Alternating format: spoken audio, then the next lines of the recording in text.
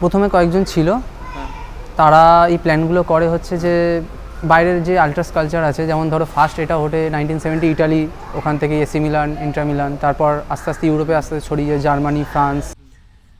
সবচেয়ে প্রথম যেটা খুব মানে মেমোরেবল এবং একটা আমাদের যাত্রার 10 বছরের যাত্রা একটা ল্যান্ডমার্ক টিফো বলা যেতে পারে, সেটা হচ্ছে ডবল স্টিকের যে টিফো সর্বধর্ম সমন্বয়ে 2017 সালের CFL এর সময়টা করা হয়েছিল। বেস ক্যাম্পের তরফ থেকে স্ট্যান্ড ছিল না, যতক্ষণ অবধি আমরা এটিকে না সরবে ততক্ষণ অবধি আমরা কোনো খেলা দেখতে যাব না।